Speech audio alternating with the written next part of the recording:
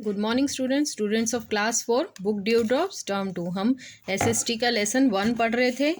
आधा लेसन हम पढ़ चुके थे। अब हम आगे कंटिन्यू करेंगे। Take out page number 167। हम गवर्नमेंट के बारे में पढ़ रहे थे।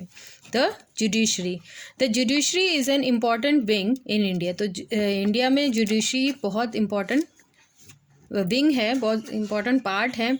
Any dispute related to a law which is not agreed by all is settled in the court. अगर कोई भी ऐसा लॉ है जिसके अगेंस्ट डिस्प्यूट है, जो लोग जिससे एग्री नहीं होते हैं, उनको कोर्ट में सेटल किया जाता है। The supreme court is the highest court in India. India की सबसे बड़ी कोर्ट सुप्रीम कोर्ट है, which is in new Delhi. The chief justice of India head the supreme court. तो चीफ जस्टिस है जो इंडिया के, वो सुप्रीम कोर्ट के हेड हैं।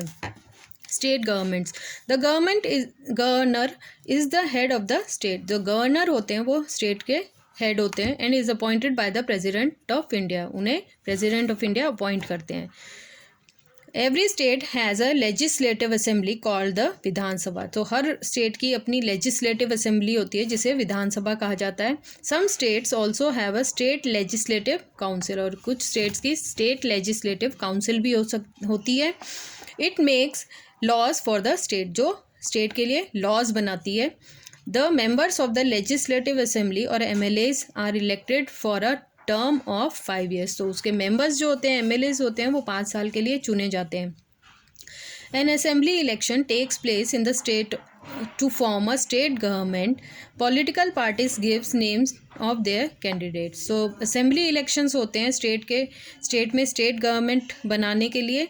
तो पॉलिटिकल पार्टीज जो होते हैं वो अपने अपने कैंडिडेट का नाम देती है स्टेट गवर्नमेंट बनाने के लिए। The parties that gets the maximum seats in the legislative assembly forms the government. तो जिसके ज़्यादा वोट होते हैं, जिनको ज़्यादा सीट मिलती है, वो मेंबर्स होते हैं गवर्नमेंट के, और वही गवर्नमेंट बनाती है। Now the leader of the majority party becomes the chief minister. तो जो मेजॉरिटी पार्टी होती है, जिस पार्टी को ज़्यादा वोट मिलते हैं, ज़्यादा मेंबर्स चुने गए होते हैं, ज़्यादा सीट्स मिलती है, उनका लीडर बनता है जो चीफ मिनिस्टर कहलाता है। Who is head of the state government. तो जो स्टेट गवर्नमेंट का हेड होता है।